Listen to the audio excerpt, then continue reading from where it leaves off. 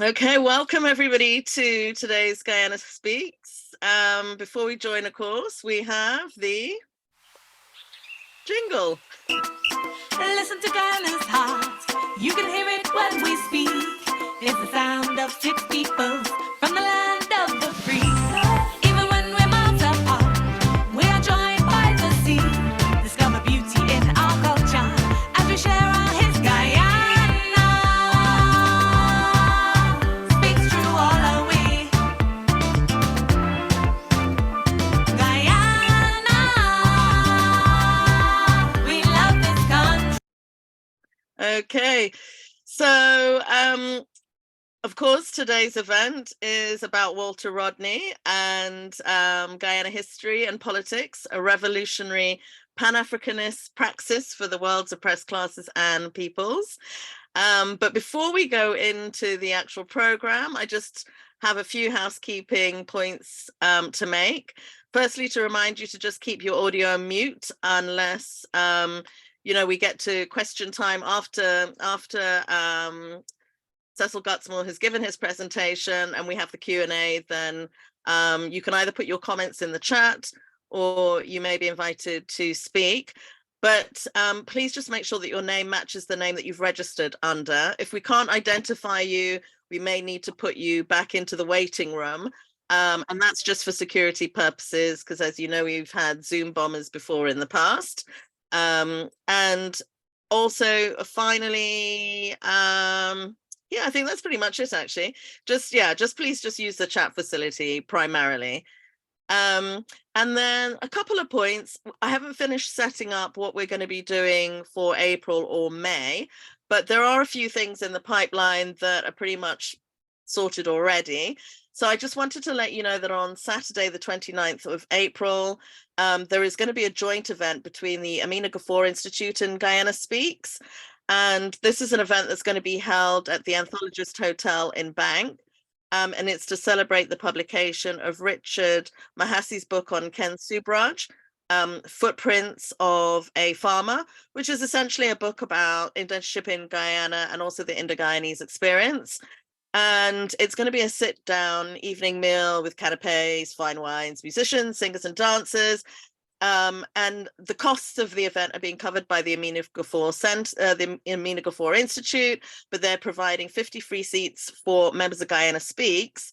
So if you are interested in going, please just email us at guyanaspeaks@gmail.com and let me know. It's on a first come, first served basis. And but also we'll be adding updated information onto our Guyana Speaks Facebook page. So keep an eye out for that. The other thing is that we've also confirmed the 24th of June at Draper Hall for Stabroek Market Summer Stalls. So basically building up on the theme of Border Bazaar, we will be returning to Draper Hall in Elephant and Castle for a sort of indoor-outdoor summer event with Guyanese food, drinks, art and entertainment, arts and crafts. You're going to be able to get your kind of wiri pepper and all that kind of foodstuffs to buy, as well as Guyanese produce. So that's just to let you be aware of that. The other thing is that I noticed online recently, there's an event that's coming up in May at the Museum of Docklands, and they've announced they're doing a program on the Indo and the Indo-Caribbean experience. Again, it's a sort of free display about the creation of culture in its London Sugar and Slavery Gallery, and they've been working with Londoners of Indo-Caribbean descent. The reason I kind of picked up on it is because I noticed the photograph they've used, the lady that you can see at the center of your screen is a photograph of Selina Ghani's grandmother, Zainab, who's from Guyana. And Selina's actually been working with the museum to look at things such as the transition between enslaved African labor and the start of Indian indenture. And that's including looking at letters petitioning the government from the plantocracy, and in particular, John Gladstone. I won't use the word sir because I don't think it's befitting personally, but there you go. And then there's the journey from India to the Caribbean, talking about the bonds that were built between the migrants as they crossed the Kalapani, and then at what life was actually like, the kind of conditions that indentured laborers experienced. And then finally looking at the kind of circle, having gone from India to the Caribbean, now coming back from the Caribbean, or not coming back, but moving now into London and exploring the experience of the people who are now settled in London from the Indo-Caribbean community. So I just thought that was something you may be interested in, and it's starting on the 19th of May. And then I think last but not least, yeah, just a reminder to those who haven't been on this platform before, Guyana Speaks started in 2017. It's essentially a monthly forum. We generally meet on the last Sunday of every month, although that's beginning to change a little bit. We're looking at meeting face-to-face now as well, now that we've come through the COVID, or we hope we haven't fully come through COVID, but hopefully, obviously people are missing meeting up and connecting with each other. So we are doing now some in-person events whilst retaining the Zoom, because we like to be able to connect with people from Guyana and also from, you know, Toronto, New York, and other parts of the diaspora. So, but if you ever need to contact us, it's just guyanaspeaks@gmail.com. You can follow us on Twitter @JCWestmus, or you can join us on Facebook, where you'll get regular updates on Guyana, but in particular things to do with arts, culture, history, and tourism. We generally avoid contemporary politics. We think there's a lot of other forums that deal with contemporary politics within Guyana.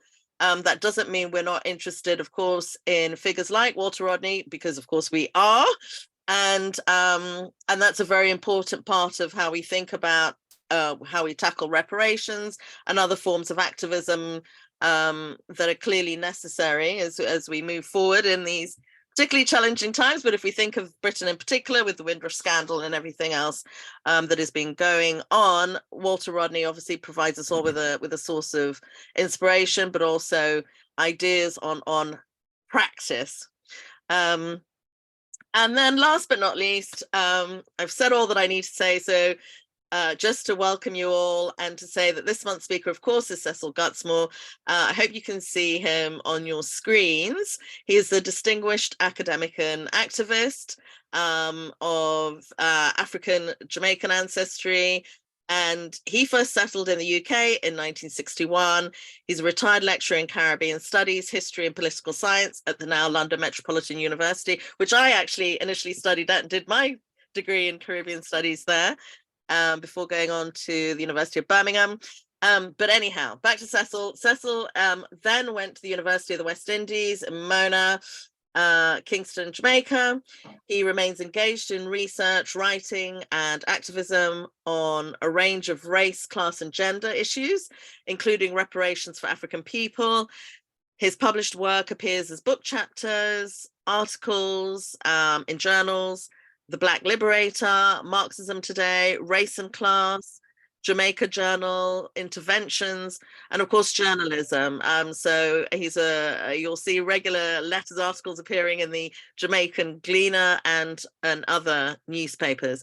But he's also worked on a number of films about African-Caribbean politics and culture and history. So since we're not here in person, will put my hands together to give you a warm welcome, Cecil, and to thank you so much for agreeing to be our speaker today, particularly as we remember Walter Rodney's birthday, which has just passed. I believe it was on the 23rd. I hope I'm right in saying that. But over to you, Cecil. Thank you. Thank you very much. I hope I'm visible. You will be when I stop sharing my screen. Here we go. So, okay. And hopefully Corinna will then pin you to the screen. I think you're visible now. Let me just make sure. That's it.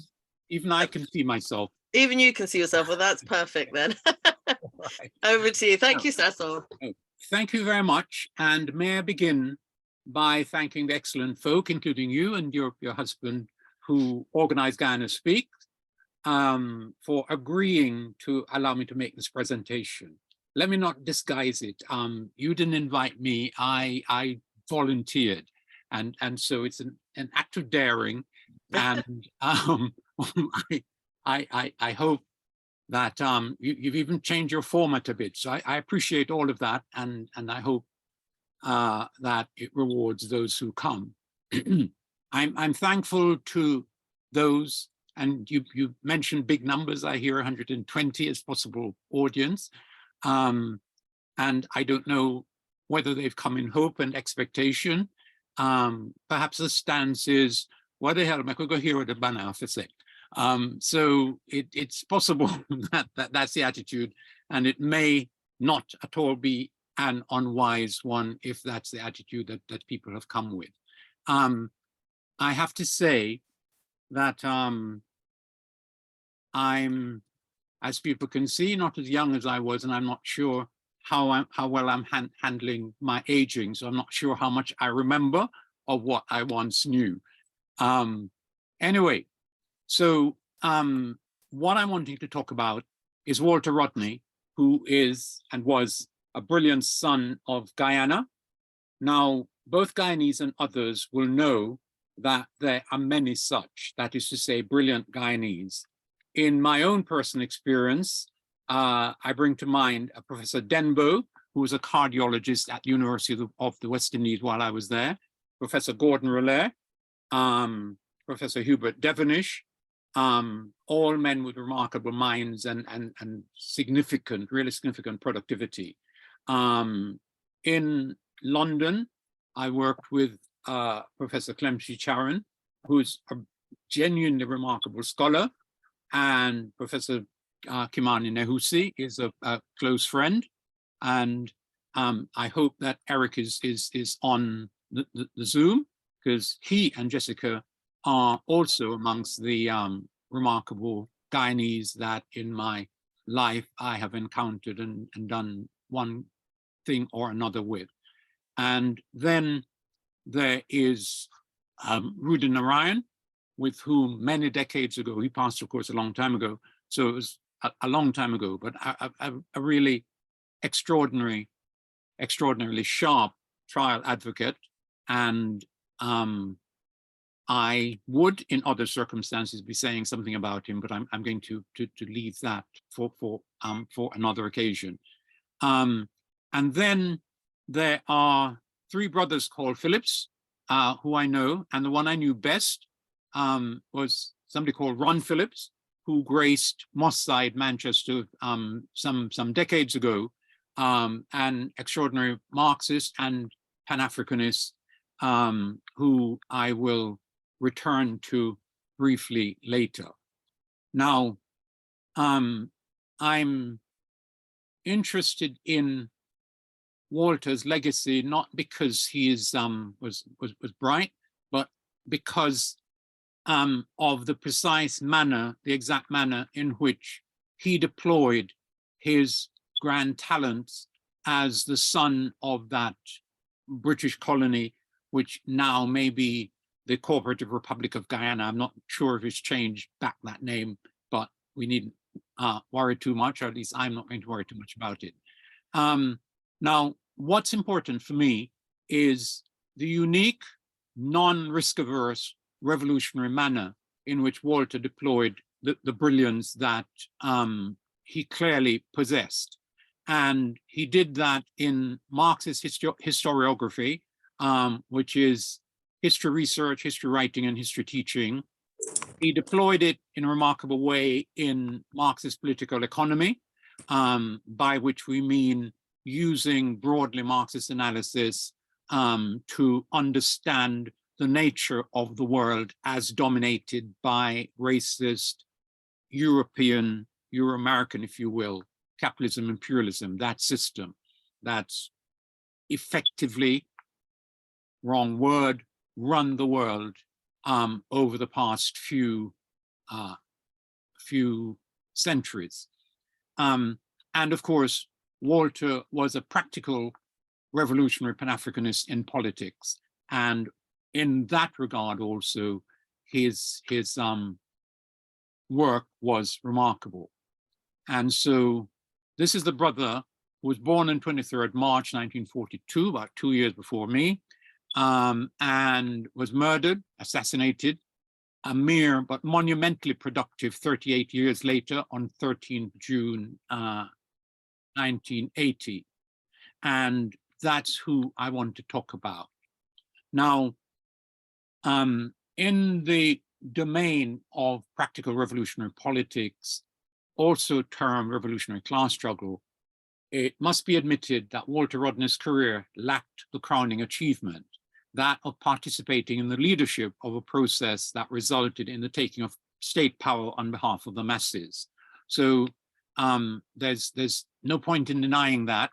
And I invite you to note that Walter's most important critic on that point of failure in his record is somebody that Andrew Sorky, a Guyanese whose name people know, told us that during a famous occasion in Havana, the Cubans insisted on calling this person Professor Jams. Actually, he's better known to us as none other than CLR James. And now, in our region, not very many people, including Professor CLR James, managed to lead a successful revolution. And so if we look back, we will see that our ancestors in Haiti, and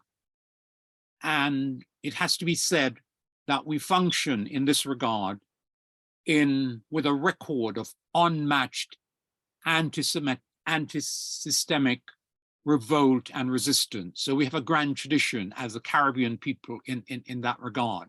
But our regional history isn't actually full of revolution. So we can look back to Haiti, about which everybody knows or should know, brought 2 centuries ago. And then we have Fidel Castro, Cuba, Morris Bishop in Grenada, Daniel Ortega, and so on. And at that point, we begin to run out of revolutionaries in our region to celebrate. And CLR James's actual record is one of underachievement in that regard. Brilliant philosopher and political activist though he was, just like Walter. Now, as it happens, I hope that in this audience, there is agreement that practical revolutionary success is what is essentially needed now in our region and in the whole of the world, much more perhaps than it has ever been, because in the absence of that, we are in a world which is dominated by forces that are racist, that are brutal, that are exploitative, that are capable of manipulating ideology to the nth degree, and are really able to persuade the unwary of their capacity to be humane, of their and so on. All of which is actually contradicted by their actual record.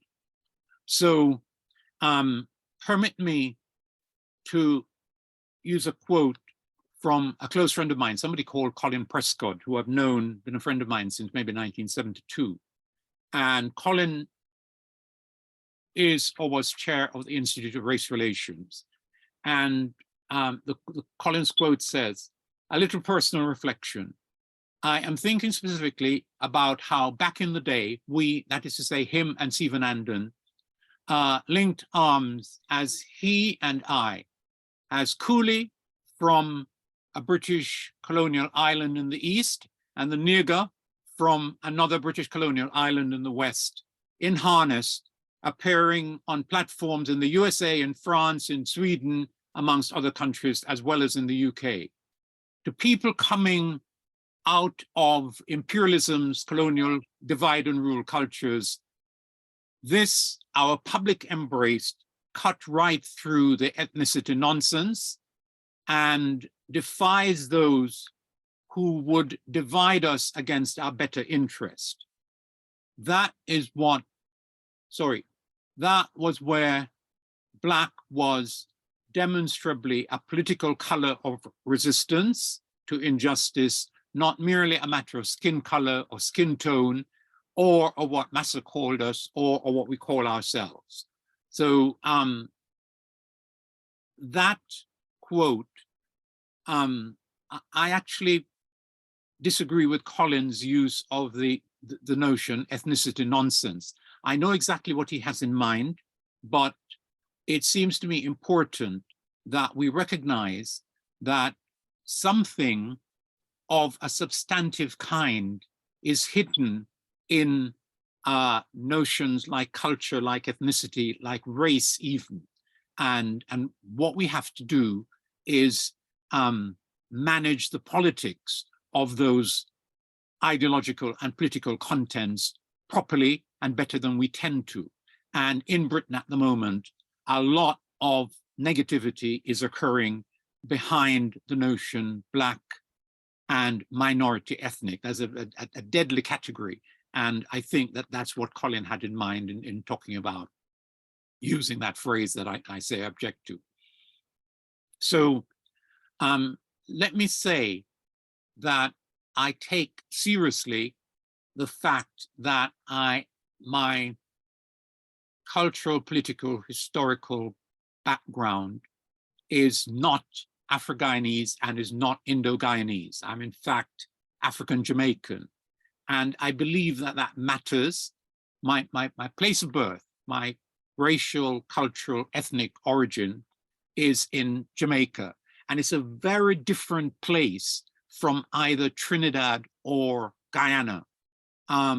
Because in Jamaica, and in Barbados and some other places in the Caribbean, there was no sharply negative encounter between Africans and South Asians, Indians, if you like, as occurred in Guyana, in post-emancipation Guyana, and Trinidad and Tobago, and perhaps Suriname, although the Guyanese instance has been the most sharply negative of those three. Now, the people who were brought from India, then the Raj, it's now at least 3-4 countries, came in very small numbers to Jamaica. They are a minuscule proportion of the population. And I have to say that I met very few Indians in my childhood.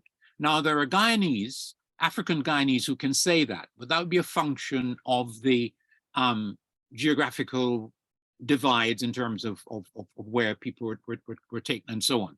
It's not like Jamaica, where the absence of Indians as part of our experience is a direct function of the small number of them in the population of Jamaica.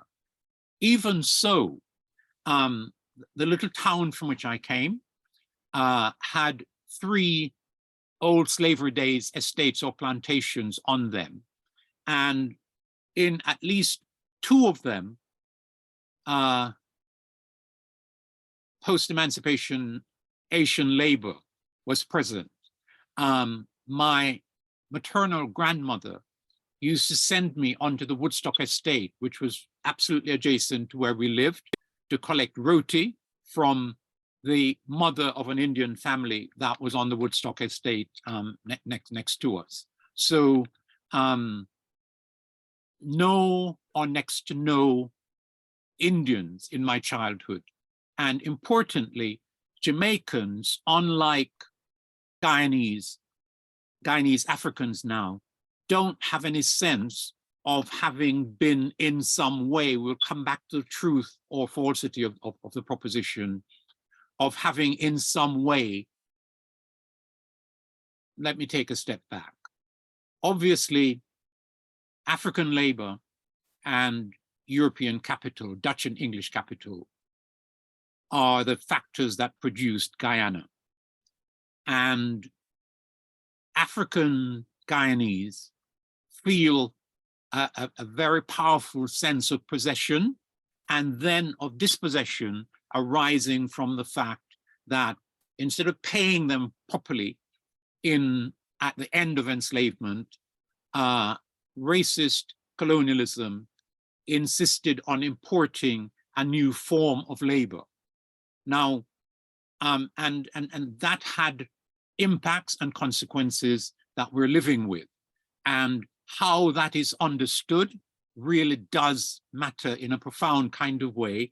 And it's because of Rodney's unique understanding of it that I think that he is so important, a Caribbean figure. Now, my own understanding of what Guyana is and of the importance to do a combined race, class, and gender, but especially race and class politics in that place, has been fairly fully formed since the 1970s. I've not been any doubt since then that race and class and gender are, and their implications have to be part of how one begins to understand and deal with what I was calling earlier the negative encounter between Africans, Guyanese, and Indian Guyanese. And I believe that, and this may be repetition, I've never been in any doubt that it's because Walter Anthony Rodney that was also his position, and that is why he died in Guyana when he did, because what he was after was a class alliance of the Guyanese masses, and that position and that intent, that object of political organization and mobilization was actually inimical to the interest of racist capitalism, imperialism of that system, and it was also inimical to the servants and agents of that system. And in the instance of the murder of Walter Rodney, the servants and agents of that racist system, the Forbes Burnham government, and there will be people who are great admirers of that gentleman, but they had in this instance departed so strikingly from any moral compass that they could plan the assassination of Walter Rodney, who was actually objectively, in my judgment, no threat to them, and to prepare comedic material in advance of their murder of him, which is underexposed because the bomb that killed him exploded in a slightly different way from the manner in which it was expected to explode. The explosive didn't go upwards and destroy his face. It went and destroyed his body and almost killed his brother who was sitting next to him. And the Forbes Burnham government expected that explosion to destroy his face, and it did not. And so they ended up the victims of their own comedy. But that comedy shows the level, the terrible level to which they had in fact sunk. And we have to bear that in mind. Now, I know something to do with struggling to understand the nature of Guyana, but I know that the person who completed and saw into publication Walter's major book on Guyana, our sister Andaye, couldn't bring herself to believe that Forbes Burnham personally had anything to do with the murder of Walter. So it says something about connections within Guyana and how, I don't know, essential and profound they are, that so insightful and actually revolutionary a sister just couldn't bring herself to see. And I'm not inventing the notion that she couldn't conceive of Burnham as the killer of Walter. It's in her work, it's stated in her work. So now, what I then want to do then is to talk briefly about who Walter was. Importantly, this is a man, and I said a little while ago, that he's a major historiographer. He had got to University of West Indies in the 60s, and then gone to the School of Orient and African Studies, where he did a PhD on an aspect, a major aspect, the founding moment really of the European system of trade and, in inverted commas, and enslavement of Africans. He went and studied the Portuguese were the founding European nation in that process, and Walter went and studied them in a way that it was almost a virgin field, but his approach to it was original. So he had mastered very early one aspect of the global history of Africans. He then moved on to study other aspects of continental African history. He moved on to study the Islamic, or some people insist that it's not really Islamic, but Muslim slave trade. I concede that to my Muslim friends. He was a master of the processes of resistance to colonialism, and because he was a political economist as well as a historian, a master of the socio-economic processes by which imperialism, using colonialism and other forms, did what it did in Africa and to Africans. And in all of those areas, Walter was a master, a leader in his field as a historiographer. Now, he was also, he tells us, and we have evidence of it that appeared posthumously, that at the time when we were beginning to know and respect him massively as a historian of Africa and of modern white processes that impacted Africans, he was really scholastically engaged in the study of the Russian Revolution. And it seems extraordinary, but it's actually true. And we now have a book, and had he lived, the book would have been much more profound, but we have a book that gives us the evidence of what he was saying in the early 70s, that the Russian Revolution was really his main field, which was contradicted by what his publications were. So he'd mastered Africa in terms of enslavement, Africa in terms of colonialism, Africa in terms of neocolonialism, slave resistance, and so on, as well as mastering the Russian Revolution before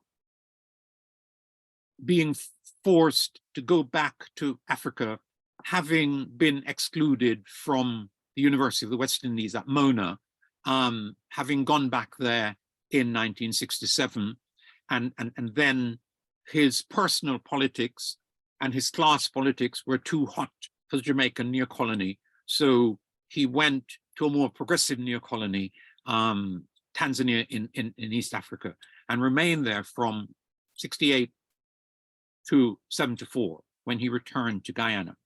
Now, it matters, let me say, that this is a man with a first-rank historian's reputation and with production to prove it. He has remarkable articles in the 4th volume of the Cambridge History of Africa. He has publications on different aspects of African history in academic publications, as we say in Jamaica, Kian done. And this is the man who returned to Guyana in 1974. It's important that in the moment of his return to Guyana, he wrote a passing shot to and on Africa, In 1974, there had been organized in Tanzania, the country where he had been living for more than half a decade, the first Pan-African Congress to take place on African soil was due to happen in Tanzania. And Walter wrote an extraordinarily important paper. He was ill or for other reasons absent from that event, and so his paper was read not by him, but by others. And it's an extraordinarily important piece in that it's one of the tightest and soundest efforts to put class analysis into Pan-African analysis and to produce a revolutionary perspective, revolutionary Pan-African perspective on Pan-Africanism. Nobody has done it better. And this is the man capable of doing that, who'd already written How Europe Underdeveloped Africa, who, as I say, had a monumental body of work, well deserving of a chair in any of the highest academic institutions in the bourgeois world. He returns to Guyana, and the same Forbes-Burnham regime that, and I think, couldn't kill him, prevented him taking up the excessively deserved chair of history at the University of Guyana. They set about trying to prevent Walter functioning in that place. And it matters, I mentioned, let me go back to him now. It matters that a friend of mine, rest, make sure you eat. It matters that the friend of mine I mentioned, Ron Phillips, who went to the Sixth Pan-African Congress taking papers that I contributed to, that Ron, despite his Marxism, went back to Guyana. And I think that that matters. He went back to Guyana not to oppose, but to support the Forbes-Burnham regime, which makes him a race nationalist. And what race nationalists are Africans, speaking of Africans, Africans who, in the instance of Guyana, just confining myself to that, believe that preserving that terrain for Africans was something that had to be done at any cost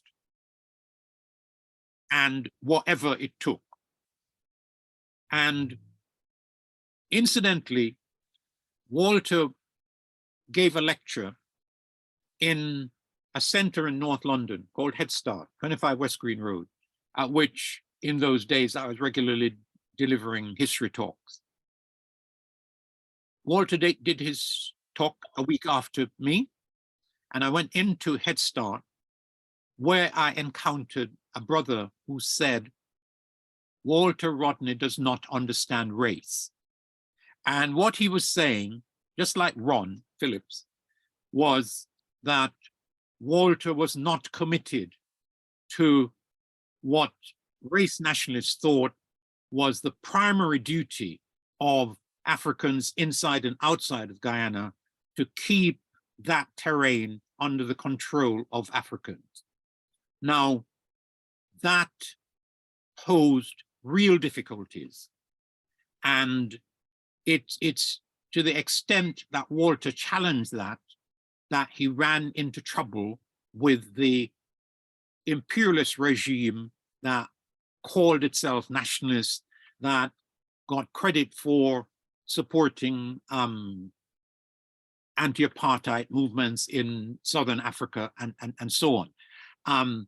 In that moment, one of the ways in which African political reactionaries got cover for their domestic reaction was to prance on the international stage as supporters of African liberation in Southern Africa. Some of them were, but too frequently what was happening was a process of deriving cover for domestic backwardness. That was certainly the case in Guyana. My friend Ron went back, And I saw him following a visit. This is before he went back. He did a visit, and he came and said, was immensely critical of the production values of the Working People's Alliance newspaper called Day Clean. Now, Ron really should have known why that was so.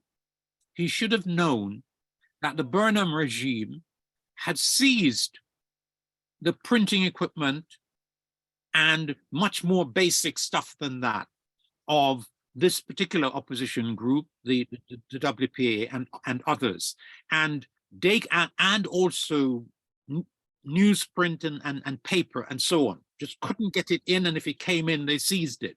So they were operating as best they could in circumstances of that kind of petty anti-communication, anti-ideas practice on behalf of on the part of the Guyanese state. So in that decade, repeat, Walter went back in the mid-70s.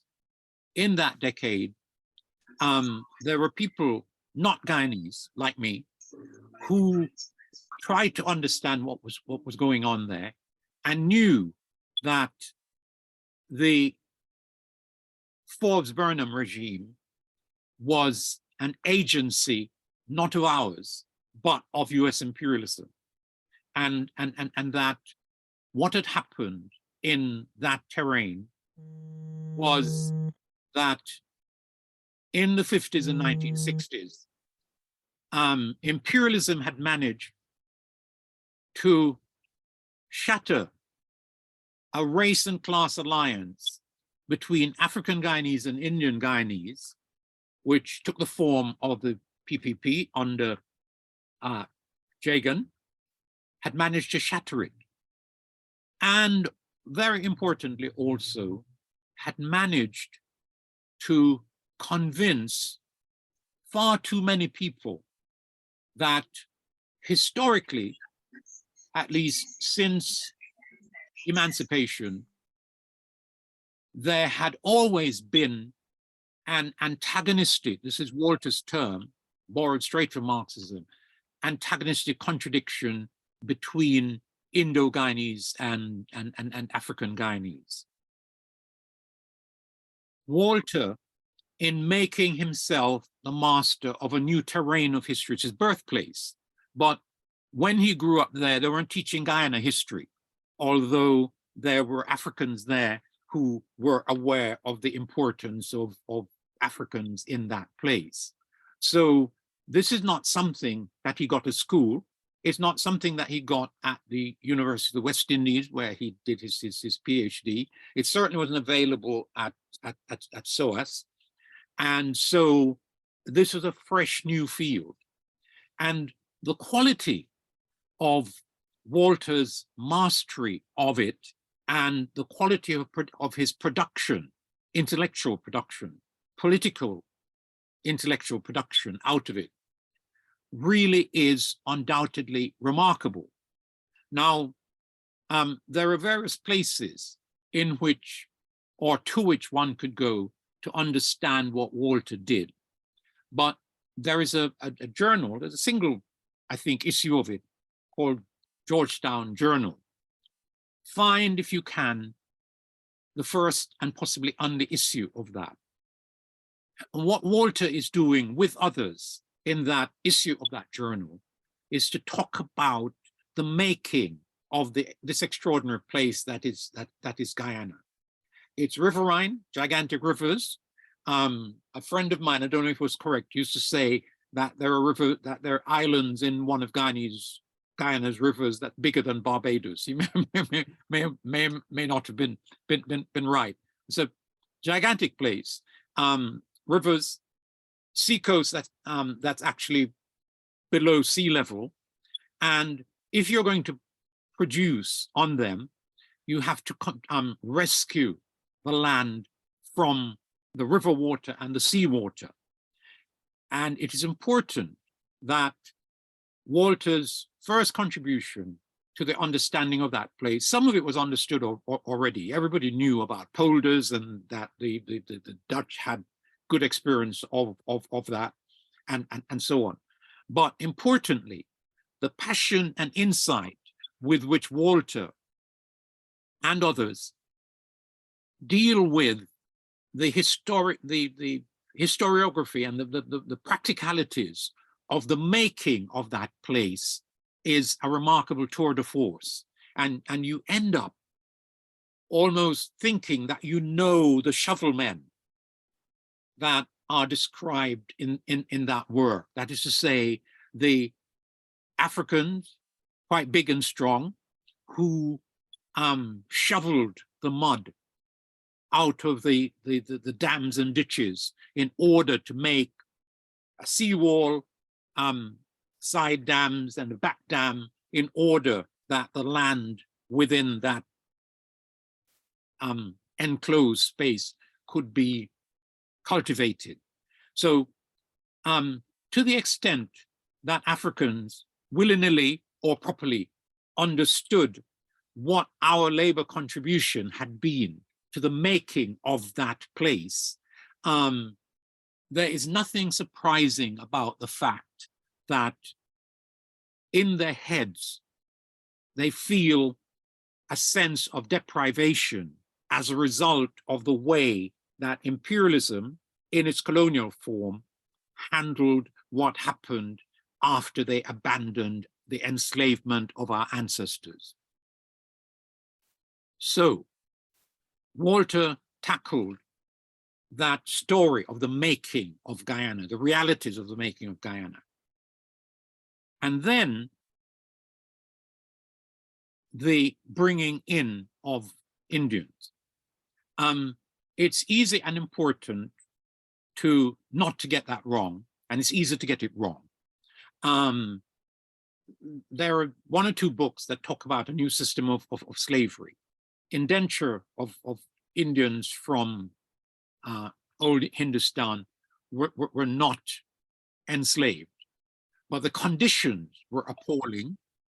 And it is important that we understand, and Walter is in no doubt about that. And if you want to have a quick sense of it, read Cheddi Jagan's, the early part of, I think, the West on Trial, where he comes from and where other Indians were located as they were exploited by British colonialism and British colonial capital, is there to be fully understood and appreciated. Now, importantly, there was in historiography and anthropology of Guyana an argument, and this is now repetition, an argument, almost everybody argued it, that given the introduction of indentured labor from Asia and elsewhere, a small number from Portugal and a few Africans who were brought over as liberated enslaved people, but primarily South Asians, primarily Indians, that right from the start of that encounter, there was conflict of a serious and deadly kind between the new labor force brought in to cheapen the labor supply in that terrain. There are places in the Caribbean where that wasn't necessary, you know. Barbados, for example, they controlled the export of labor. They controlled wages. They controlled vagrancy. They controlled refusal of work. They tied people to estates, and using the whole of that machinery, made that place into one where African labor was enough and more than enough to satisfy the needs of the plantation system, right? So Guyana and Trinidad were quite different from some other places in the Caribbean. That's a story probably for another time. Back to Guyana. Undoubtedly, a new labor force for the purpose, and it not just to Guyana, not just to the Caribbean. A Trinidadian scholar, Walter Rodney, has a wonderful account of, and Rodney knows some Marxism, and so his book on the subject of Indian indenture is extraordinarily good. So that's what we're talking about. We're talking about the fact that people were taken not just to the Caribbean, but also to East Africa and Southern Africa and to the islands of the Pacific, and even in small numbers to Australia during that moment, as Britain solved its international labor supply at a price of labor that suited the planter class. So there was a received wisdom about it. And it's a received wisdom that suited almost everybody. The East Indians had no particular vested interest in denying that the Africans had been wicked to them. And the African Guyanese had no particular interest in saying, or in a story which said that they hadn't been deprived and that they hadn't been involved by way of defending their interest in serious conflict with the Indians. And so both popularly and academically, that became the story of post-emancipation Guyana. It suited imperialism and its scholars to be able to tell that story as the truth. And Walter's great achievement in relation to that story isn't just that he went and found original documentation, which he published about what had happened in Guyana in terms of the organization of sugar production post-emancipation, but that he asked some crucial questions about what had really happened between Indians and Africans. And his book, The History of Guyanese Working People, 1881 to 1905, he would have written more, asked the questions that needed to be asked in order to challenge the myth and to substitute empirically based, factually explored, archivally generated story to counter the officially convenient and the ethnically and racially convenient view of Guyana. What Walter does in A History of the Guyanese Working People, 1881 to 1905, what he does is to say that when we go back and look at what has happened in the post-emancipation period, we find that the conflict between Indians and Africans was, and I use his word, of a piddling kind, just a little pee-pee, no more than that, right? No big conflicts. And the instances of conflict that are talked about in the remainder of the literature that other people are writing, he analyzes in detail and explains what is objectively happening. And more frequently than not, those conflicts aren't about race, even though Indians and Africans are in some moments on opposite sides. What is happening isn't to do with race. And in his analysis, he draws on material from all over the world, but importantly, material from Great Britain, where he correctly points out that similar conflicts between white people, white workers, can be found in the historical material, clearly not about race, clearly about conflicts to do with location, clearly about other things like that. And he identifies them and analyzes each of those instances in detail. And he ends up, I repeat, with a story contrary to everybody else.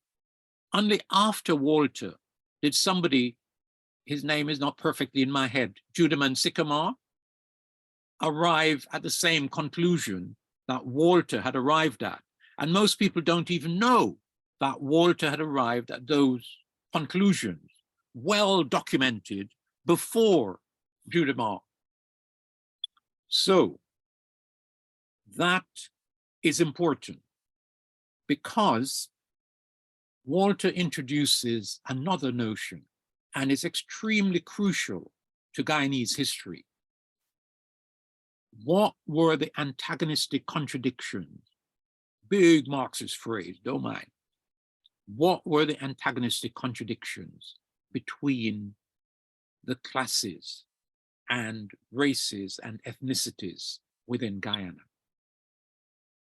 And he demonstrates that the antagonistic contradiction, that stuff over which people fight, class struggle, was not between Indians and Africans, but between poor Indians and white capital and poor Africans and white capital. In other words, they had the same enemy. And there was nothing objectively in their relations, even though the Indian presence was a product of the white capitalist racist attempt to cheapen Black labor and to manipulate its presence in the terrain. So on that basis, it is possible to go forward, and Walter did go forward on that basis, to say that what occurred in the 50s and 60s, when there was conflict, real conflict between Indians and Africans, that we have to look at causes outside of the relationship, the objective relationship between Indians and Africans in Guyana, that explain why in that 50s and 60s moment, people were to some extent racially, ethnically at each other's throat. And once you do that, he's not alone in doing this now, it becomes crystal clear that divide and rule was a key and necessary objective of imperialism, and that all it had to do, and it wasn't necessarily always easy, was to find allies for divide and rule in the relevant communities. That is the historic role of Forbes Burnham, who was once co-leader or deputy leader, if you will, of the People's Progressive Party, the PPP. That was his objective role. And there can be no doubt about that and what it means. There is evidence from outside Guyana in American archives about the relationship between Burnham and the US state. So there's no doubt about that. But importantly, the races had to be driven into their canton. They had to be convinced that they had an interest in fighting one another, in holding on to state power against one another. And it is in that moment that, you know, Burnham made some mistakes. One of the mistakes he made was to agree to proportional representation. He didn't have to. And that was a mistake. But very little turns on that. No, I take that back. A lot turns on it, but that's a mistake. We've got to go past that. So Walter's work is a monument in Guyanese historical studies that connects directly with the nature of the terrain that it studies and comes to conclusions on the basis of the available evidence which others were ignoring or misinterpreting about the nature of the relationship between Indians and Africans in that place. Now, I was given a lot of time, and so I do want to pay some attention to winding up. I said that Walter Rodney, in addition to being a world-class revolutionary historian, historiographer, was also, believe it or not, a world-class political economist. And we can find that buried in his work. How Europe Underdeveloped Africa is a study in Marxist political economy. But Walter delivered a talk somewhere in the States, maybe 1974, in which he offers an analysis that cuts solidly against the grain of the attitude to foreign direct capitalist investment. Walter, in that paper, in that talk, which became a paper, makes the very important point that foreign capitalist investment is not to be regarded as a boon by any people.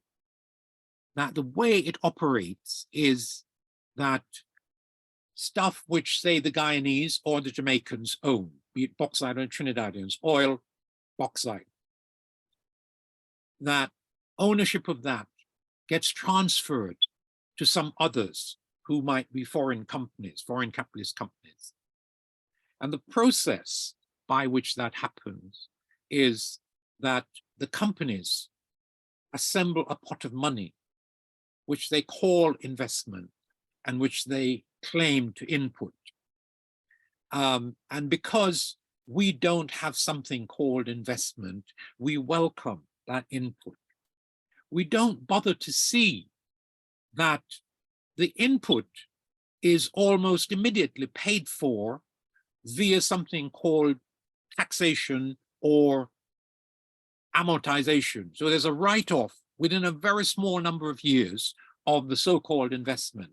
And thereafter, what used to be ours belongs to somebody else. And if we're lucky, we get a tiny royalty. That is what is happening to Guyana now, because Guyanese people haven't bothered to read, let alone understand Walter Rodney. Had they done so, the trick that has been played on them by these American and Canadian multinationals, in which 75% of the investment is going to be paid for out of the returns from the investment, and another 25% is going to be left to the Guyanese people. Nobody explains exactly how that is to be paid for. There's going to be an issue of what happens with cleanup. And there's an issue about what happens if, as has occurred in the Gulf of Mexico 5 or 6 or 10 years ago, there is a deep sea explosion. There is no way of guaranteeing against that. And if it happens, and it could, rough, deep waters, and if it happens, and it could, somebody, a brilliant Guyanese lawyer and analyst and activist, had made the point that it will pollute effectively the whole of the Caribbean basin for almost until kingdom come. Now we know that big oil spills can happen. One did in the Gulf of Mexico, and it's been cleaned up after a fashion. And we know that another one occurred in Alaska, and the winds and waves apparently help with that one. But it's difficult to see how the Caribbean if there was a leak arising from what Exxon and them are doing occurred, that the Caribbean region would be saved from the gigantic escape of oil. And then they're doing stuff with gas.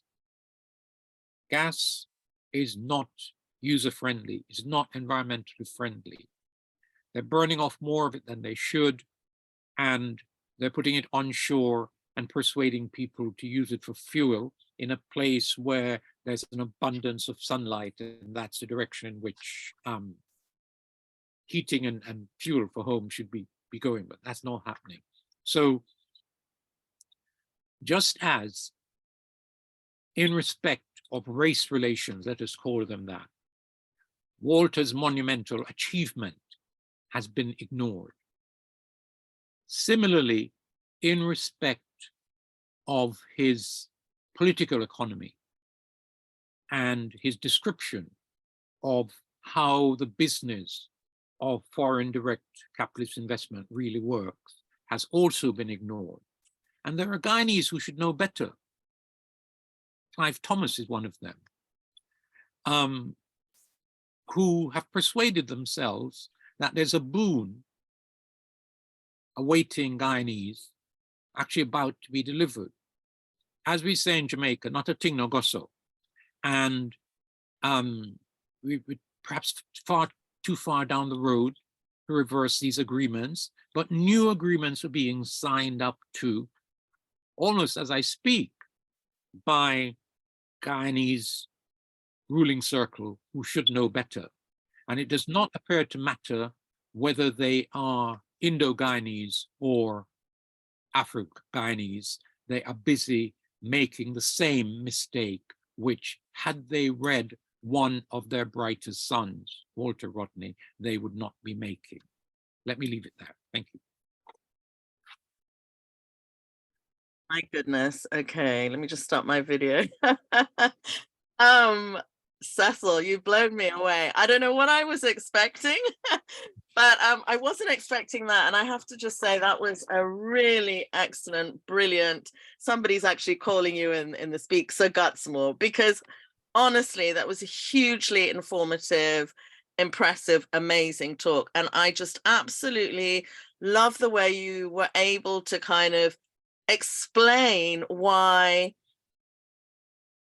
how the Afro-Guyanese community feel in terms of the making of Guyana. I think you reminded me actually up until about the 1920s, the age of life expectancy was somewhere around 30. I mean, it was horrendous. Yes. The making of Guyana was horrendous, and I can see why it's felt deeply, but you really helped me to kind of get my head around that. But also really interesting, the thoughts that you brought up for me around what you were saying about Ndaye, and then her kind of resistance to the idea of Burnham being involved in the death of Walter Rodney. That was sort of really interesting, because I hadn't actually picked up on that about Ndaye, but it explains a lot for me in terms of, I mean, it's 100 years, I believe, this year since Burnham was born, and he's a figure that none of us can talk about yet, you know, because it's so complicated and so contradictory and so difficult. But I really like that in terms of, as people of African descent, how do you deal with the issue of Walter Rodney as a hero and Burnham as a hero when Burnham was involved in Walter Rodney's death? So that was amazing.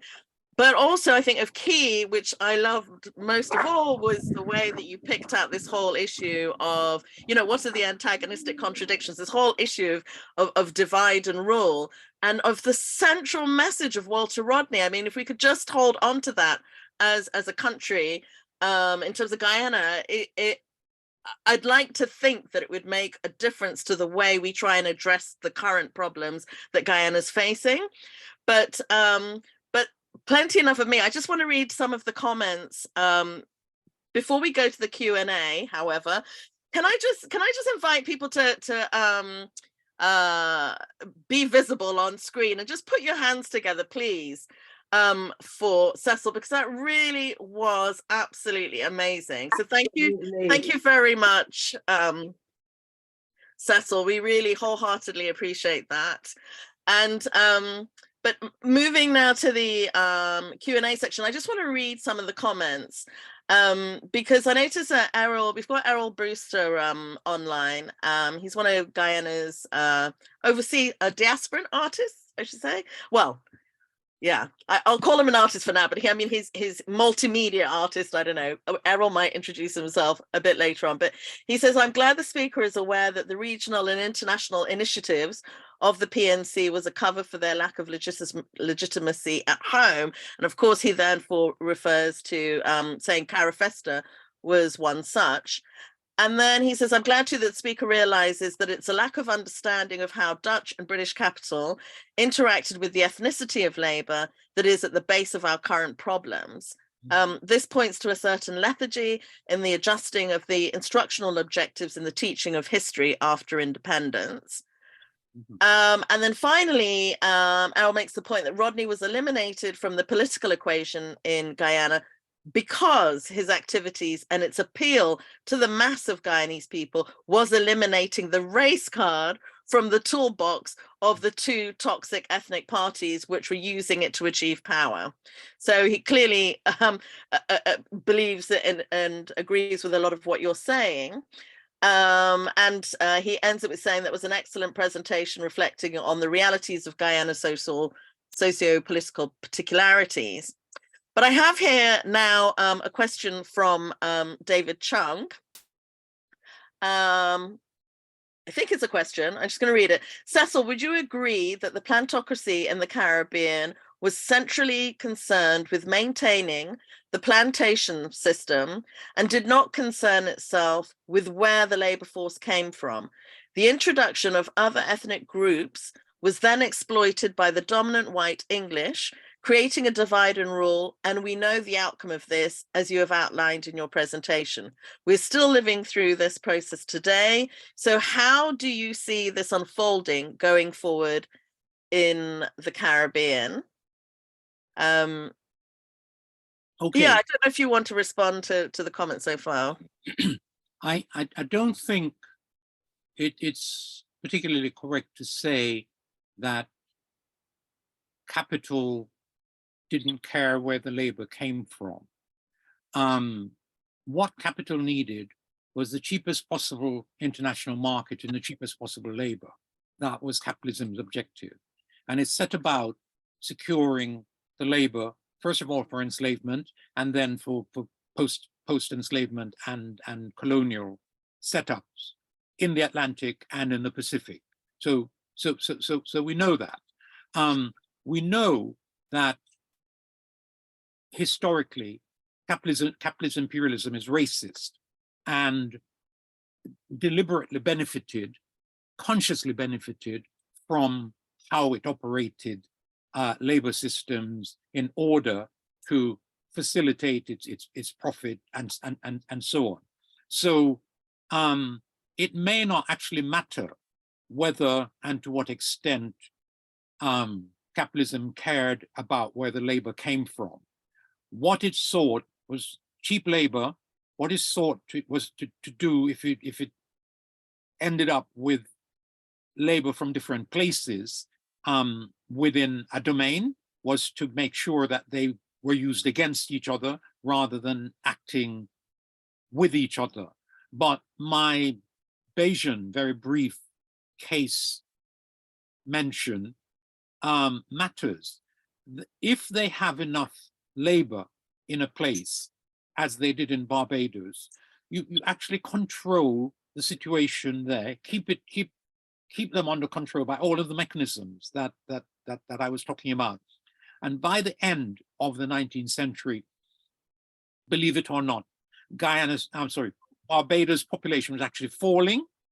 And in the 20s and 30s, if you look at the Oliver Sugar Report, you will see that Barbados' population was falling in part because of outmigration and starvation, literally the case. So the brutality of the system of international labor management for profit is what's at stake.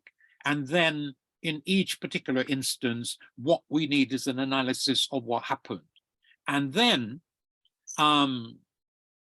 just to stand back from that and to ask the crucial questions. My own view about Guyana and Trinidad and to some extent Suriname is that in the places where there is a kind of almost balance measured to ethnicities, if they don't devise power sharing and resource sharing, it leads to a situation in which Westminster model, winner takes all, and winner takes all for the duration on the basis of which, vote enable you to be the winner and to take all, and then you wait for your turn.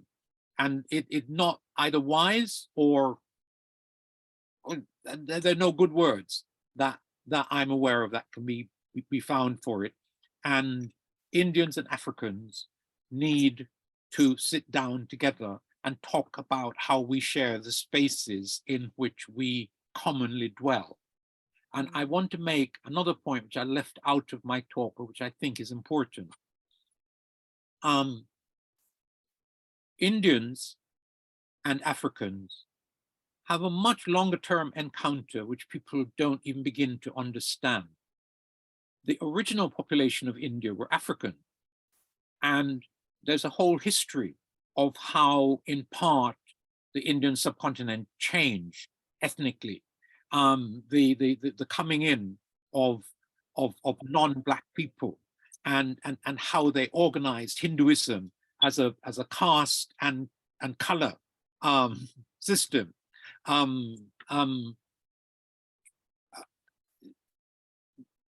Siddhartha Gautama was in part an attempt to answer that. But the truth of the matter is that Indians have to look at the issue of color and caste in the Indian subcontinent as part of how they look at relations with Africans that they are encountering in places outside of the Indian subcontinent. And there really needs to be a better understanding by everybody, but certainly by Indians, of what actually happened in the Indian subcontinent in the past 4,000 or 5,000 years. I think that's really interesting. One of the things that always struck me in Guyana that was quite interesting about the caste system was that, in a sense, it had to be broken down amongst Indians, because you got Indians from different caste systems arriving in Guyana and marrying, but still retaining some of the caste system ideologies and applying it then to the African community. But I also wanted to pick up on what you were saying about the difference between Guyana, Trinidad, and other parts of the Caribbean, and in particular places like Barbados, because I'm guessing with Barbados, it's flat. There's not really anywhere to run. And so you can manage that population much more easily than a place like Guyana, which is vast, with very difficult sorts of terrain. And in fact, somebody called David Alston has recently just written a really good paper about the Maroon community in Guyana, which many of us haven't really spoken about. I think Nigel Westmus was just telling me the other day that I think it's Alvin Thomas, maybe I've forgotten his name, wrote about it. But David Alston is now talking about the whole issue of Maroons, and just the way that the terrain made it harder for that African population to be managed in the same way as, say, people in Barbados. But I want to come now, if I may, to may I just add a little? Yes, please do. Add a little bit. So let's leave Barbados. I don't know the work on Guyana, as in British Guyana, Maroons, but there is a big literature on Suriname Maroons, and it's important that in the aftermath of enslavement, the Africans weren't running away. They weren't going into the backwards, although they were pork knockers and the like. What they were doing was trying to stay on the terrain that they had built with their labor. And it's the undermining of their economic situation and the difficulties of the economic situation. Walter and others has lovely stuff about what kind of machinery, including pumps, were needed to maintain and empowered estates, and the difficulty that they had sourcing the pumps from the UK and keeping them going, and so on. Guyanese history is wonderfully rich, and I mean, I think more Guyanese should know it. No, and I agree. You highlighted a really important book, which I'm just going to put up to the screen again. Everybody in Guyana should read this book. And just in terms of what you were talking about, in terms of the history of the Guyanese working people. Well, it's a tragedy. It's a tragedy that he died so young. I mean, 38 is no age. Yes. Walter was incredibly productive. He read everything and almost knew. I mean, wasn't hero worship, but knew a great deal and had so much more to write just about Guyana. Leave aside the rest of the world. Yes, and I the moment you said about the he was going to set up this history department, or wanted to set up the history department at the University of Guyana, that to me seems like the biggest loss of all, because Guyana's never really grappled with its history in any sense, and that's a huge void that that is felt still to today. But I just wanted to Eric, if I could, you've got your hand up. Sorry for keeping you holding so long.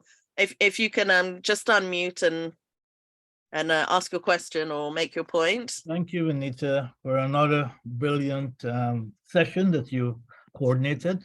Cecil, well done. It gave me another perspective of what's going on in Guyana.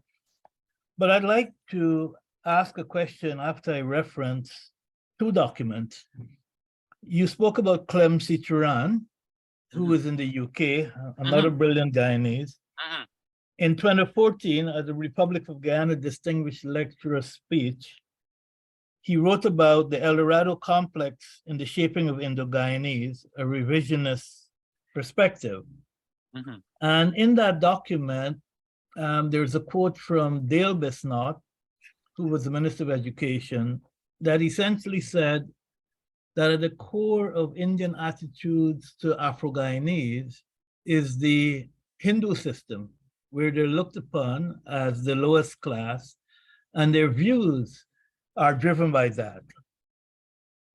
I also want to reference the East British Guyana colonization scheme of December 5th, 1919, where Guyana was offered by the British to India as a colony, and the huge swathes of lands that were identified in that particular process that ultimately are now in Indian hands.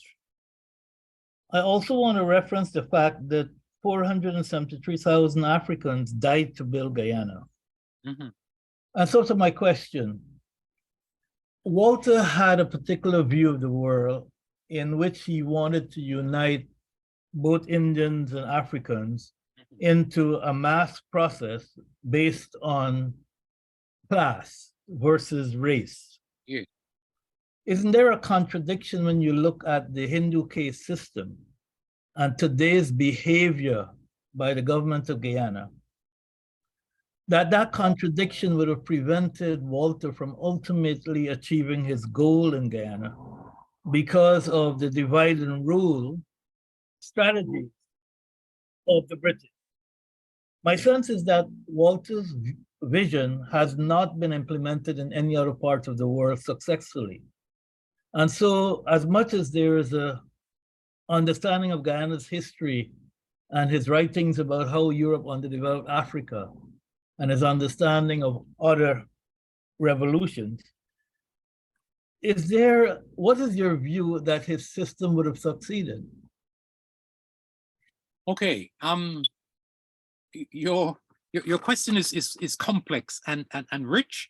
So let me try to do it justice. You will recall that I spoke briefly and perhaps too briefly about the color caste background in India. And if Clem says that, or quotes a document that says that that affects how Indians outside of India look at Africans, that is clearly true. And as part of what I was saying, I repeat that it matters that Indians understand what happened in India over the last few thousand years in terms of how that society, which is caste dominated and color dominated, matters. You know, India after Nehru, somebody called Jagjeevan Ram should have succeeded him and didn't, because he was, you know, black and whatever that bottom caste was. So that history matters, and I'm not running away from it. Walter, as far as I have read his work, didn't address that, and I think it's a pity that he didn't address that, but I don't believe that it would have led him to any different conclusion, right? So that's my point on that. You say correctly, and I thank you for the figure, that 472,000 Africans died in the making of Guyana. Walter talks about that, and talks about it at least as well and better than almost anybody else. That's in his account of what Guyana is. And it's in my account of why Guyanese Africans feel so put upon by what happened after emancipation. So all of that has to be properly understood, and nobody understood it better than Walter. Now, if you go from the need to understand that to saying, and you appear to be saying this, that the two races or ethnic groups had different interests such that they couldn't ever work together, that flies in the face of what Walter fundamentally says, which is that the contradiction in the society was not and remains not between Indians and Africans, but between Black poor people and Indian poor people. And there are those in both of those ethnic entities that exploit that for their purposes of power holding, sometimes brutally, and sometimes anti-democratically or counter-democratically. The Burnham regime didn't respect elections, and in the 70s we were writing stuff about election rigging and so on. Not just them, Gira was doing it as well, and so on. So the final part of your question was, would Walter's approach ever have worked, and has it worked anywhere? Yes and no. The yes is that we have societies in the Caribbean, at least one, Cuba, which may actually be a African majority society. I say that more hesitantly than I should. And they managed, despite the white part of the population and Black part of the population, to make a revolution together, which has stood them in remarkably good stead. I mean, I know they're under pressure now, but Cuba is an example of a successful socialist revolution that has involved African ethnicity and European ethnicity working together against imperialism. So it's worked there, and it could have worked and must work elsewhere in the Caribbean, and certainly must work in Guyana and in Trinidad and Suriname, I think. Thank you. Thank you, Cecil. I also wanted to make the point, I mean, that it sounds a little bit like when you're talking about, you know, the sort of Indo and African Caribbean having as their joint kind of antagonist is the West, as though that was something in the past. And I just wanted to say I don't think or say that it's in the past. No, okay, but I just think sometimes that's how people living in Guyana feel that's in the past, and what's the relevance to the present, because it's so immediate. You know, you're living there and there's the politics. It feels like it's just African and Indian kind of at loggerheads with the white not being there or the European not being there.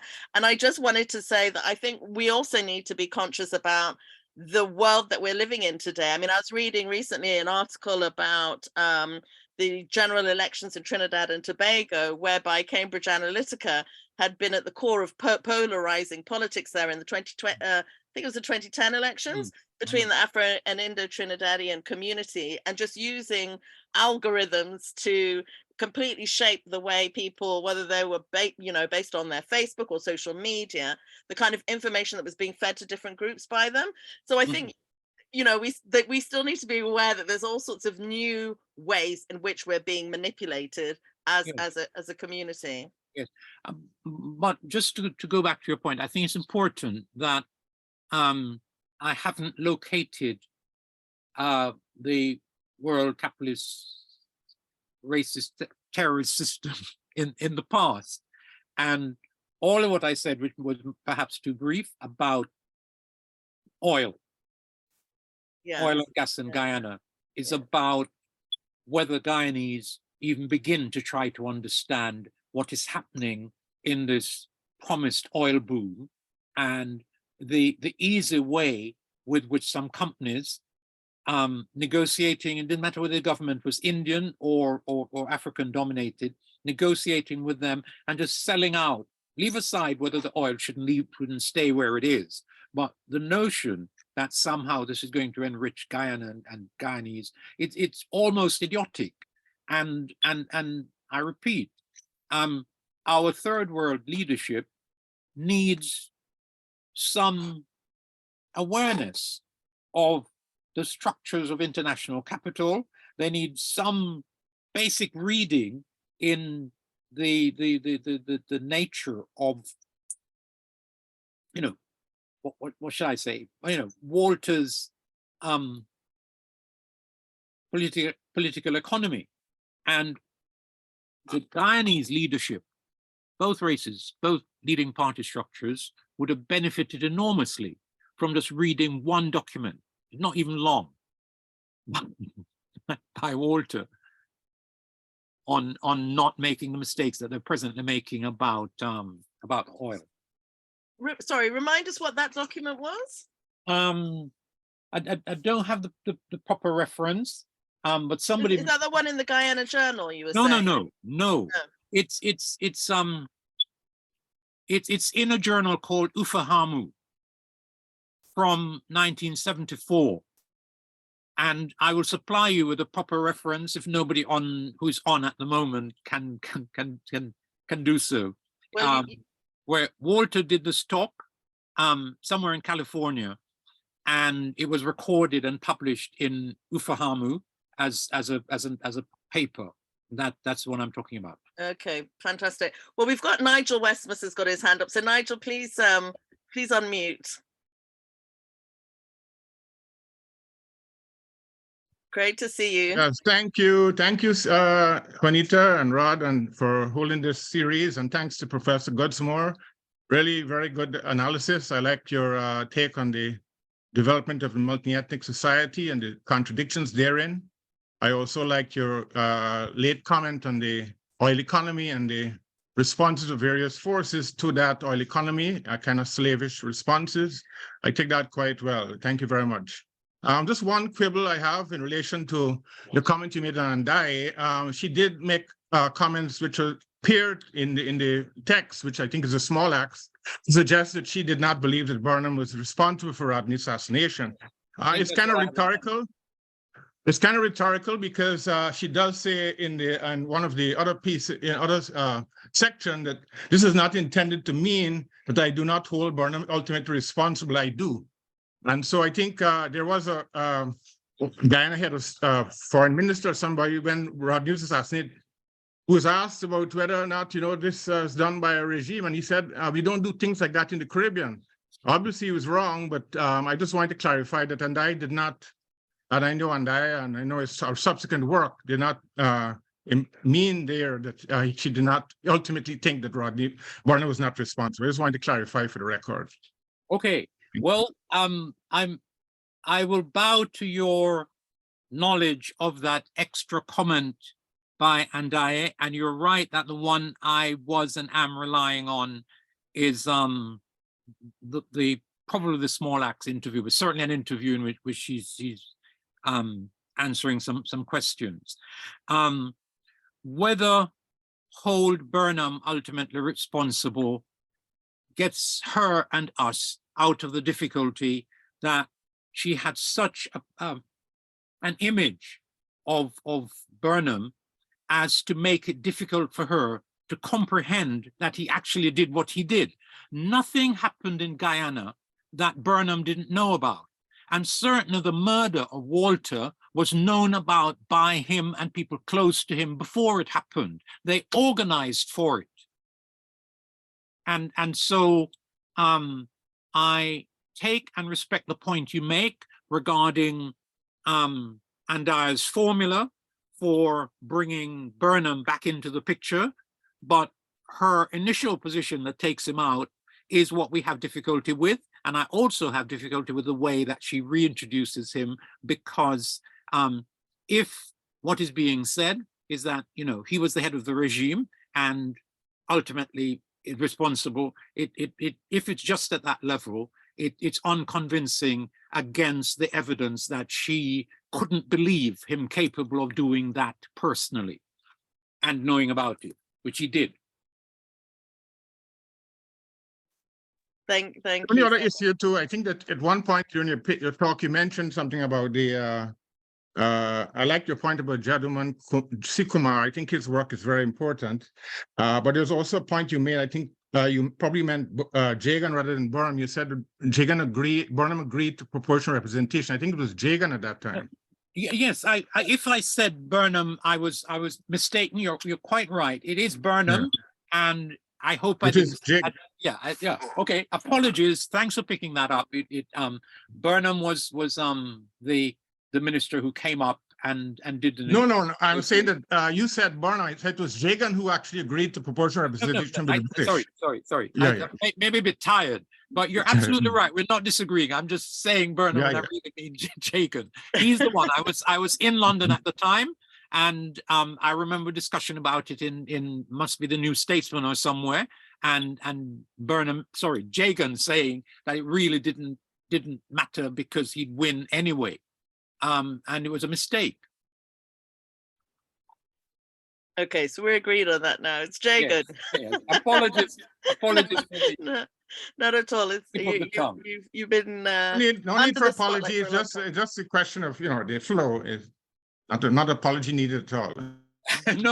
No. I mean, they are very different creatures, and I shouldn't be even as a slip of the tongue mixing them up. So thanks for that. If I clearly did, and kept on doing it oddly. Thanks for clarifying that.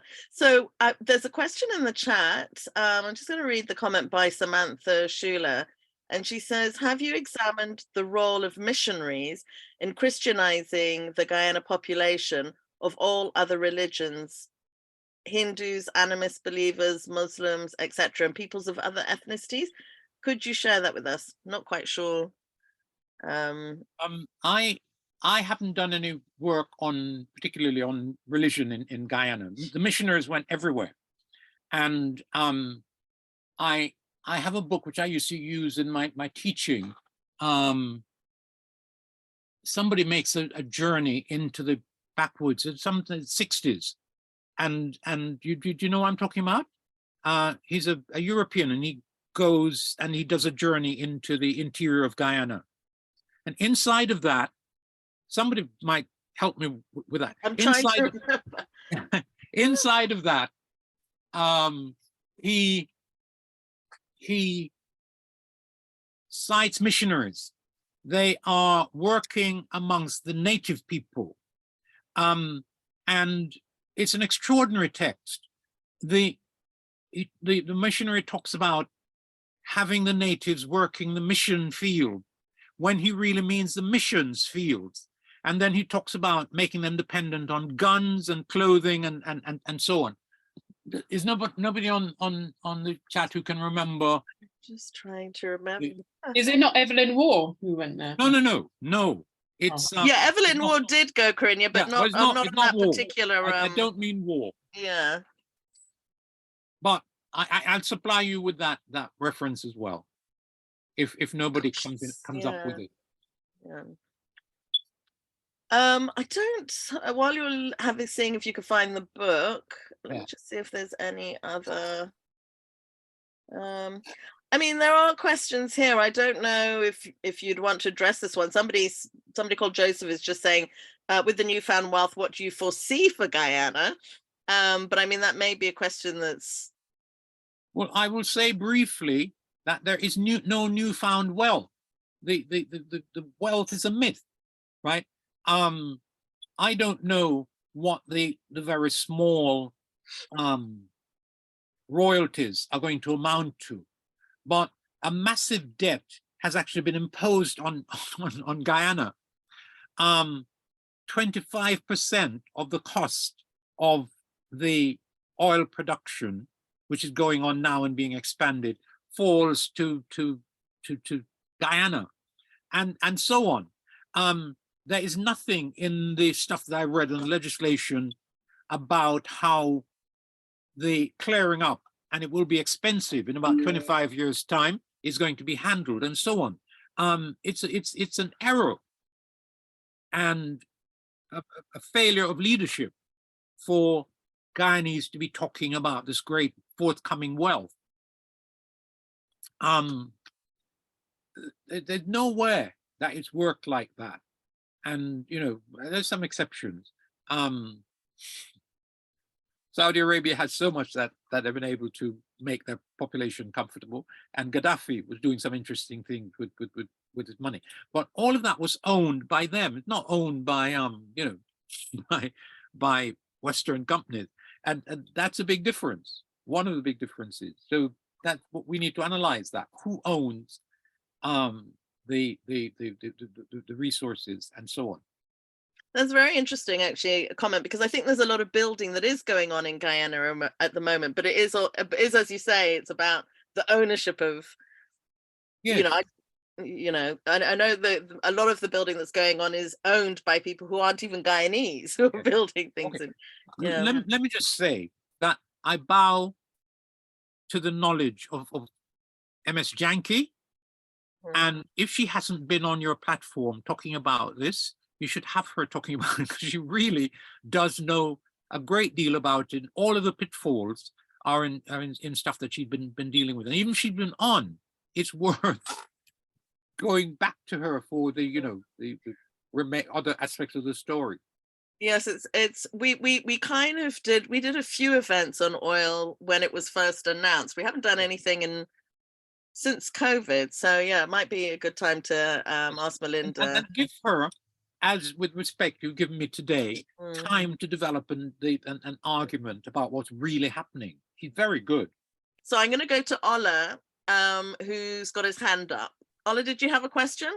Yes, I've got a couple of questions actually. But first of all, thank you, Brother Cecil. And you did say earlier on that as you began that you not sure whether or not your age is catching up on you, etc., etc. Well, it's not. You're undoubtedly doing so.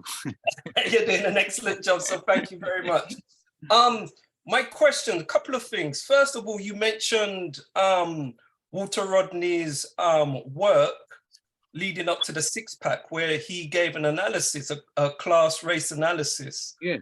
You mentioned that. Can you give us details of what that specific work was? No, it's a paper. I don't have the title in my head, but it's all over the place. It's in there are at least two collections of papers from the six-pack. One of them is by Horace Campbell, and it's in that. There's a journal that I used to be on the editorial supporter of the Black Liberator, and it's published there, and it's also about the place. It may even be available online. So it's Walter Rodney's paper to and for the 6th Pan-African Congress. It's got a longish title about class in Pan-Africanism and so on. Okay. Yeah. Okay, thank you. That's one question. Second question, because you brought into being this whole argument about foreign investment, yeah, or capitalist investment, you know, the big money investment. And I've heard you say this on a number of occasions now, and I've always assumed that you're saying it tongue in cheek, i.e., no, our elites have not read, or our elites didn't understand. And I'm constantly saying to myself, well, Cecil's not seriously saying that they don't understand or they've misunderstood. I've always accepted that they understand clearly, but they've aligned themselves in a way whereby they will gain from the situation. And so therefore they've kept their alignment for that purpose. Okay. Therefore, I'm saying is it not meaningful that they're doing what they're doing, and not a kind of, oh, they just misunderstood it? Okay. And this goes along with most international capital. I don't know if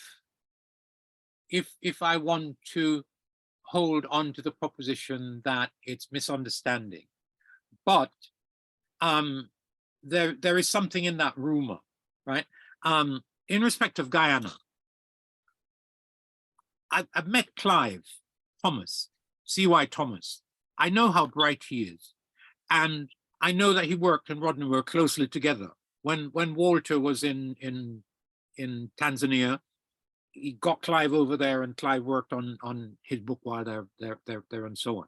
So, and the point I'm making there is that there are people who are purported left-wingers, Clive Thomas, for example, who really should know that what is happening is not in the interest of Guyanese people. And yet I've seen Clive talking about trying to make sure that some of this boon, that's the oil revenue going to produce, goes directly into the pockets of ordinary Guyanese. And it's just kind of weird. I genuinely don't understand it. So, but your big point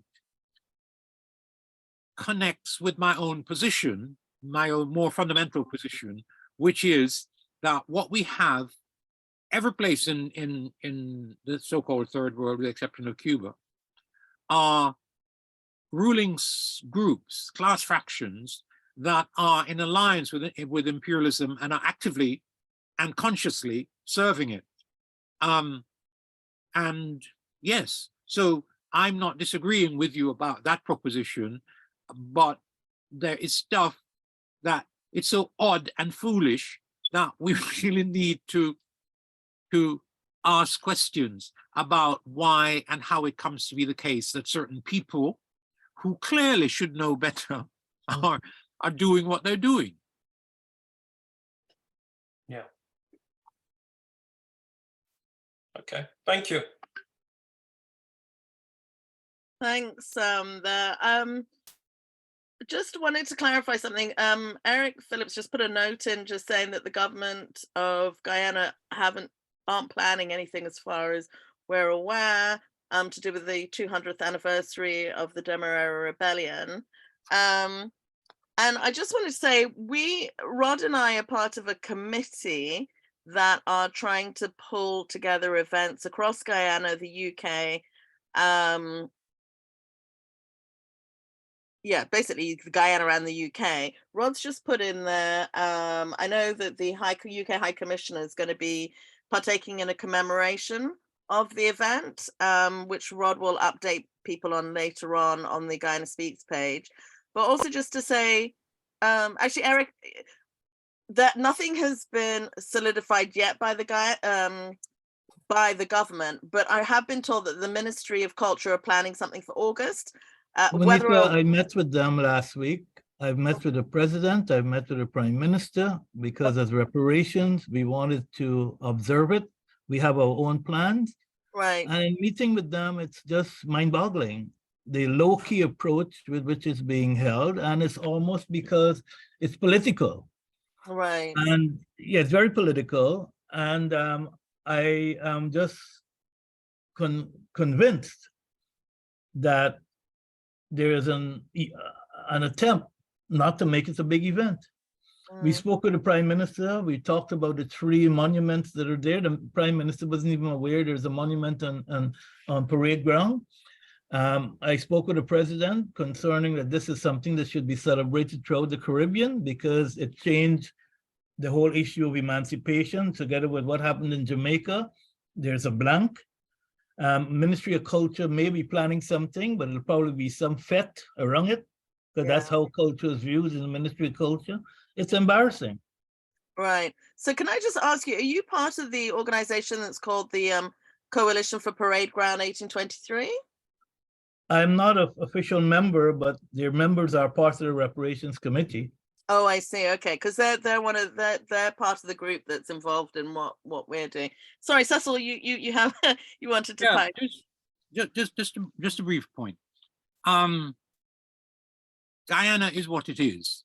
It's currently being run by Guyanese Asians. They don't have any particular perspective on what happened before their arrival. And African Guyanese have a duty to act as a community within that state and to make sure that they demand of the government that correct things happen in relation to their history or arrange to do those things themselves. You know, African communities exist all over the world. We're sometimes in places where, like Jamaica, that pretend to be an African state because the population is overwhelmingly African. And then whole heap of things happen that contradict that. So African communities in those states, and Guyana, half of the population, a little under half, is African, and they got to organize to defend their cultural and economic and so on interest. It's a matter of funding. Say again? Not organization. He was saying it's a matter of funding, not organization. No, and no community of Africans can say we can't organize because we don't have funds. It's just not true. And it's shooting ourselves in the foot if we take that approach. I think you really don't truly appreciate the complexities of the government of Guyana. No, I do. And that's why I'm saying that the focus for making things happen on an issue like this cannot be, in the first instance, the government. The first government has selected its Black people to celebrate its events. Say again? The government has chosen deliberately its Black people, the people who support them politically, to do a certain amount of events that will reflect 1823. Well, isn't that in keeping with the point I'm making, which is that? Yes, but I'm saying it is more complex than the organizing. This is a nation under siege. There may be serious violence in a few years coming, and people in the Caribbean aren't recognizing this. Tacoma has said something that is common in the African community. Well, okay, I hear you.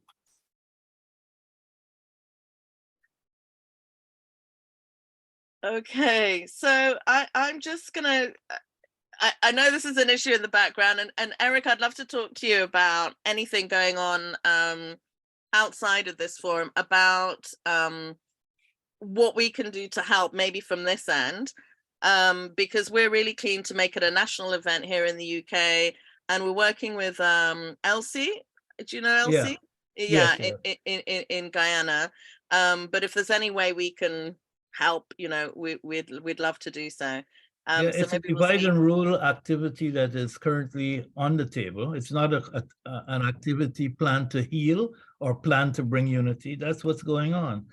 So the groups, there's several groups that are getting funding, that are discussing the issues, when this should be a community issue. And the political party, the opposition political party, is so weak that they're not even part of the conversation and are just as ignorant of 200th anniversary as the government.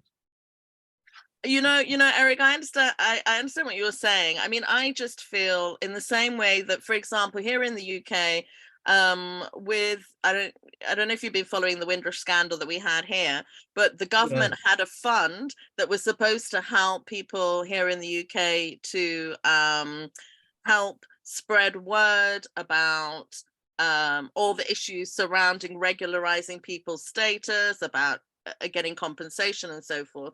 And they've now withdrawn that funding, but it doesn't stop the community doing their own thing. I mean, all it's teaching us is that we need to be more self-sufficient and do even more to work together and to forge ahead with our own needs and what we need to do. So I would just encourage you not to feel despondent about it, but just... No, I'm glad about your initiative, but I'm dealing with it from a different perspective. The Dutch government has apologized for slavery.